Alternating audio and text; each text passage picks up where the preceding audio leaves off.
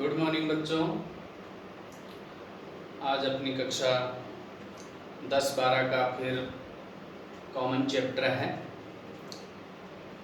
कक्षा 10 में भी लगभग वही है, तो कक्षा 12 में भी राजनीति विज्ञान में वही है। तो जो चैप्टर कॉमन रहेंगे अपन उनका कक्षा 10-12 का एक साथ अध्ययन करेंगे। तो केंद्र सरकार का जो टॉपिक चल रहा है उसमें हम उपराष्ट्रपति पढ़े थे पिछली कक्षा में। आज है प्रधानमंत्री। प्रधानमंत्री के बाद में अपन पढ़ेंगे मंत्रिपरिषद। तो ऐसे ही चलता रहेगा, आप पढ़ते रहिए और मेरे चैनल को सब्सक्राइब कीजिए, लाइक कीजिए, कमेंट कीजिए। तो आइए देखते हैं प्रधानमंत्री।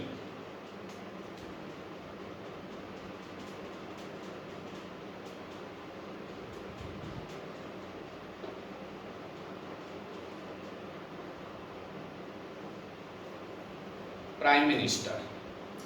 देखो बच्चों, मैंने आपको पहले ही बता दिया था कि जो राष्ट्रपति होता है वो राष्ट्राध्यक्ष होता है और प्रधानमंत्री शासनाध्यक्ष होता है, शासन का अध्यक्ष होता है, और राष्ट्र का जो अध्यक्ष होता है वो राष्ट्रपति।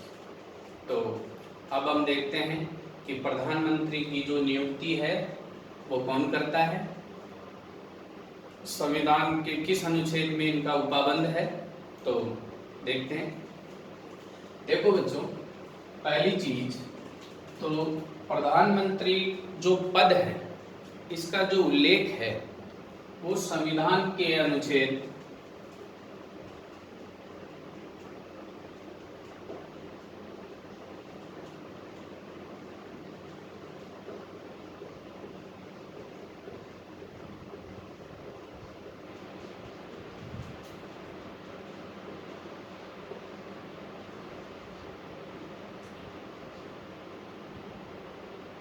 76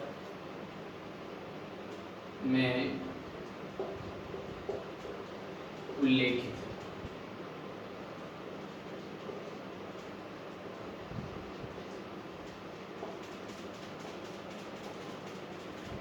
देखो बच्चों, संविधान का अनुच्छेद 76 में उल्लेखित है। अब अनुच्छेद जो 75 है, 75 है, उसमें भी है।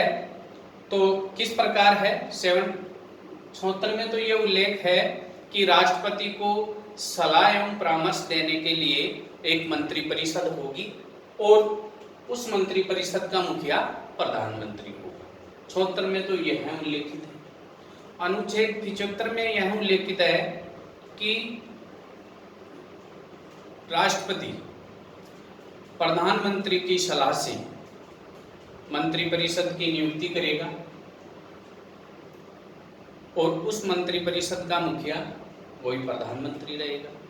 प्रधानमंत्री की जो नियुक्ति है और अन्य मंत्रियों की नियुक्ति है वो अनुच्छेद 75। तो नियुक्ति से जो संबंधित अनुच्छेद है वो 75वां है और जो पद का जो उल्लेख है प्रधानमंत्री का वो है 76वां। तो मैं लिख देता हूँ, हालांकि अपने मंत्रिपरिषद के निर्माण में वो आ जाएगा, लेकिन फिर भी मैं लिख देता हूँ। अनुच्छेद 76 में क्या उल्लेखित है? राष्ट्रपति को सलाह एवं परामर्श देने के लिए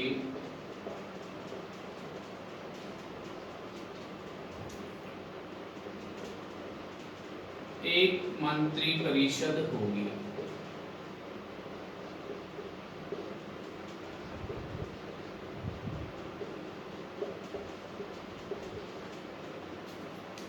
जिसका मुखिया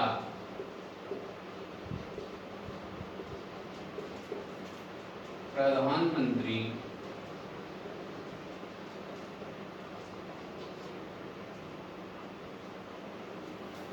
होगा।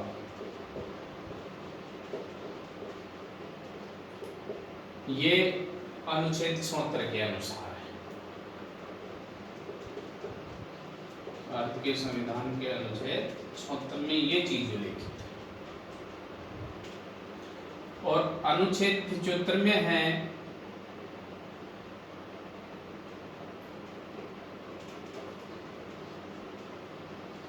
प्रधानमंत्री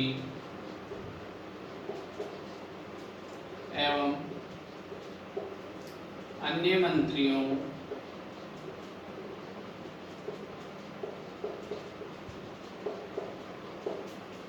की नियुक्ति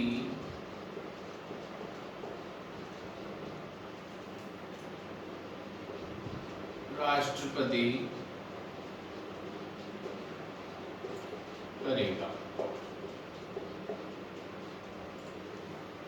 यह अनुच्छेद 74 में उल्लेखित है, 75 में, सॉरी। अब यहां यह ध्यान रखने की बात है कि जो अन्य मंत्री हैं उनकी नियुक्ति प्रधानमंत्री की सलाह से, परामर्श से राष्ट्रपति नियुक्ति करेगा। तो ये उल्लेख इसमें लिखा हुआ है। मैंने आपको बता दिया कि प्रधानमंत्री शासनाध्यक्ष होता है,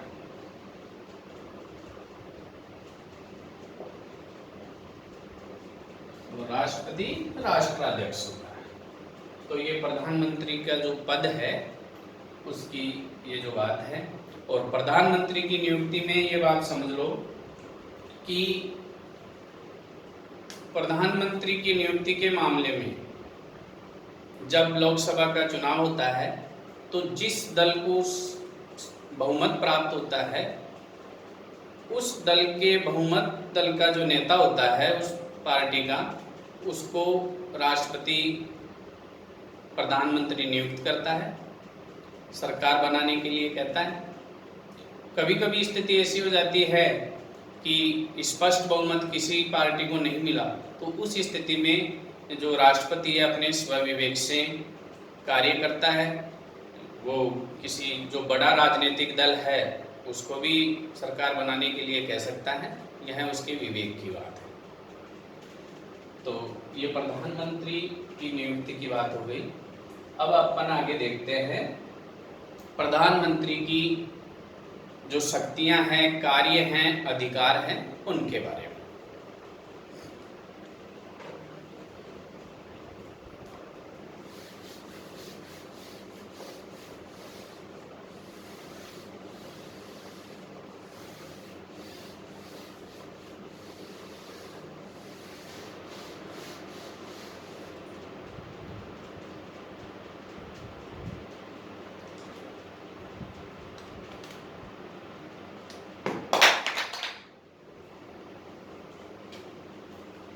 प्रधानमंत्री की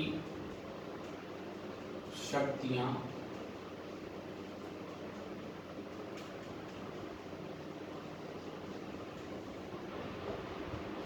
कार्य एवं अधिकार।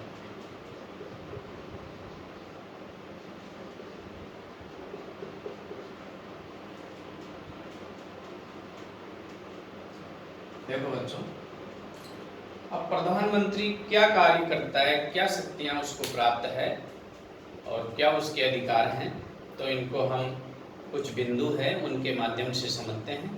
तो देखते हैं। पहला बिंदु,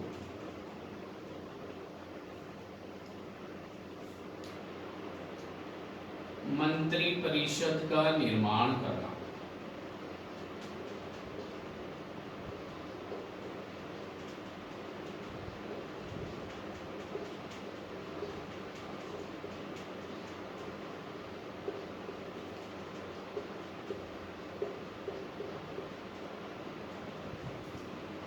दूसरा बिंदु है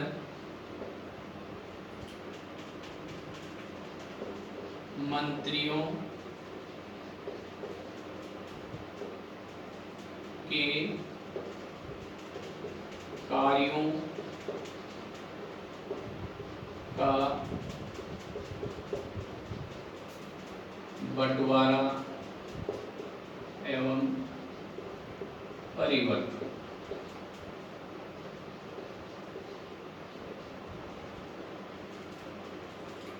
तीसरा है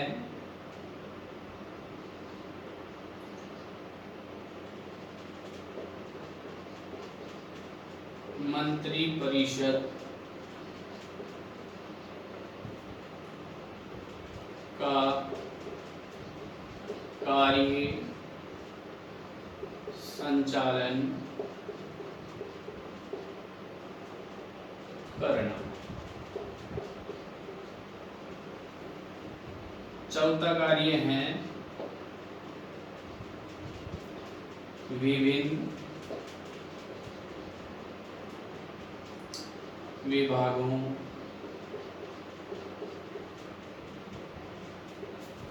में समन्वय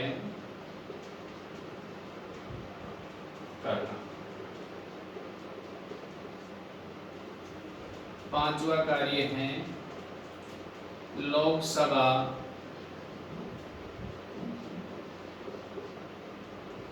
के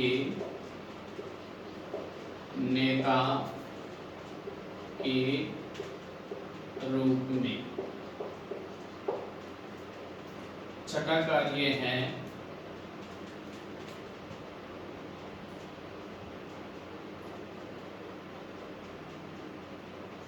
राष्ट्रपति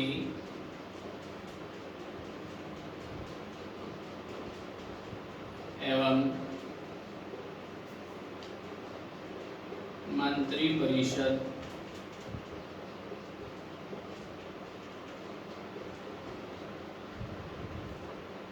में संबंध स्थापित करना।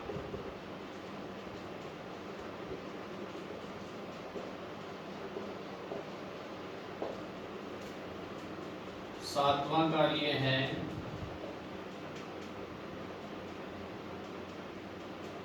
विभिन्न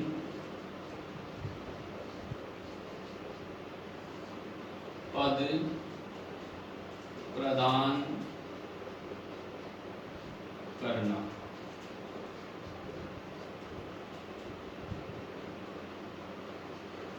आठवां है सरकारी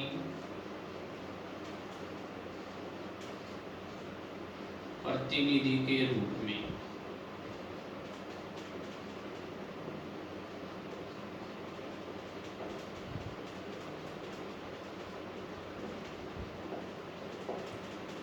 ये प्रधानमंत्री के मुख्य कार्य, शक्तियां या अधिकार है। अब एक एक के बारे में अपन क्लियर कर लेते हैं। देखो बच्चों, मंत्रिपरिषद का निर्माण करना। मंत्रिपरिषद का निर्माण प्रधानमंत्री करता है। कितने मंत्री, जो संविधान में एक सीमा दे रखी है, उस सीमा के अंदर प्रधानमंत्री मंत्रिपरिषद का निर्माण करता है। अब जो सीमा की बात है तो मैं इसमें बता दूं कि 91वां संविधान संशोधन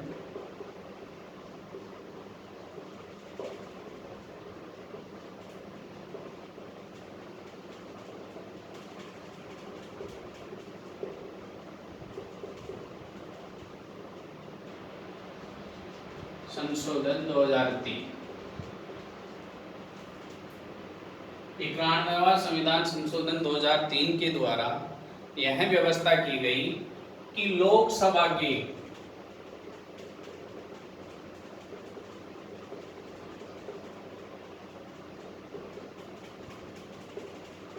सदस्यों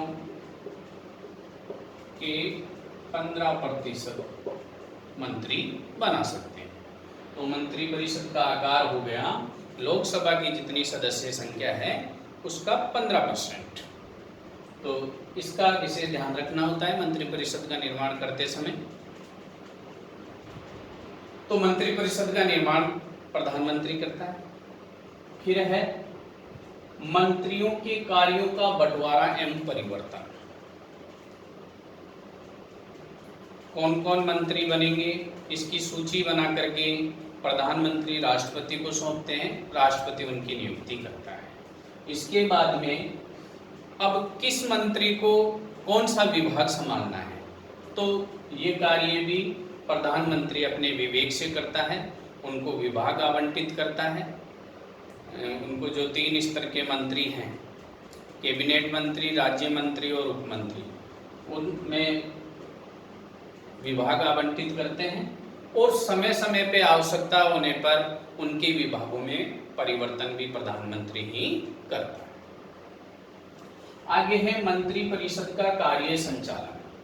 जो मंत्री परिषद है उसका जो कार्य का संचालन है वो प्रधानमंत्री की अध्यक्षता में होता है। मंत्री परिषद का अध्यक्ष, मंत्री परिषद की जो भी बैठकें हैं, मंत्रिमंडल की बैठकें हैं, उनकी जो अध्यक्षता है वो प्रधानमंत्री करता है।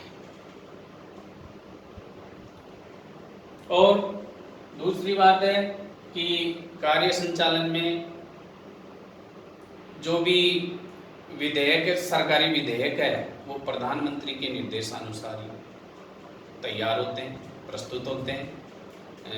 जो वित्त वर्ष का जो वार्षिक बजट होता है, ये सभी कार्य प्रधानमंत्री के निर्देशानुसार ही होते हैं। आगे है विभिन्न विभागों में समन्वय स्थापित करना। प्रधानमंत्री जो समस्त प्रकार के विभाग हैं उनमें एक दूसरे में समन्वय स्थापित करते हैं ताकि एकता के सूत्र के साथ वो कार्य कर सके। आगे है लोकसभा के नेता के रूप में। प्रधानमंत्री लोकसभा में बहुमत दल का नेता होता है, तो संसद की जो भी कार्यवाही होती है, जो भी जवाबदेही की बात होती है, वो कार्य प्रधानमंत्री करते हैं। सरकार की तरफ से अपना प्रतिनिधित्व करते हैं, जवाब देते हैं। राष्ट्रपति एवं मंत्रिपरिषद में संबंध स्थापित करना।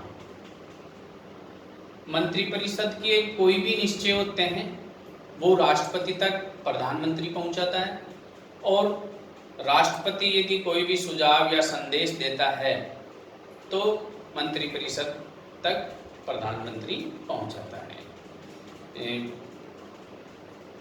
सरकारी जो मामले हैं, मंत्रिपरिषद के भी निश्चय हैं और कार्य हैं, उनमें राष्ट्रपति से कोई मंत्री सीधे नहीं मिल सकता, वो प्रधानमंत्री के थ्रू ही मिल सकता है।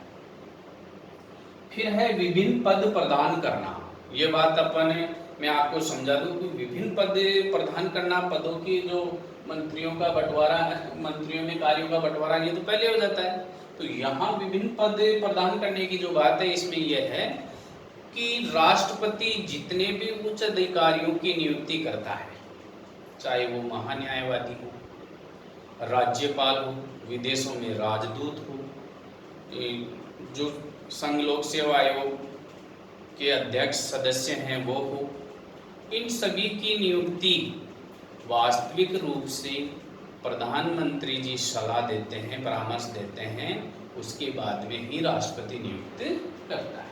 क्यों कि जो राष्ट्रपति होता है वो तो औपचारिक प्रधान है, वास्तविक प्रधान तो प्रधानमंत्री और मंत्रिपरिषद है।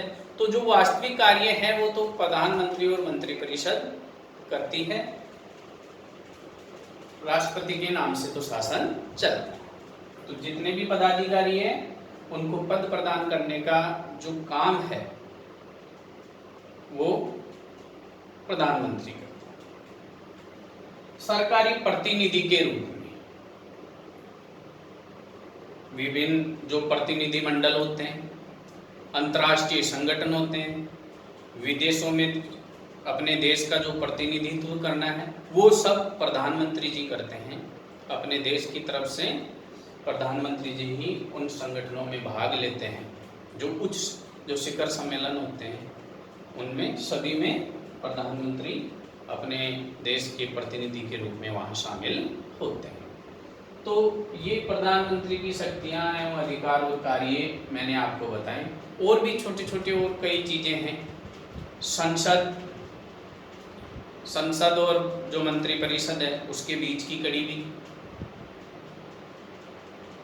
प्रधानमंत्री। तो बहुत सारे ऐसे छोटे छोटे कार्य हैं, ये मुख्य कार्य हैं। तो ये हमने प्रधानमंत्री के पद एवं इसकी जो शक्तियां, कार्य और अधिकार है उनके बारे में मैंने आपको समझाया। तो मैं मानता हूँ आपको समझ में आया होगा। आज इतना ही। जय हिंद, जय भारत।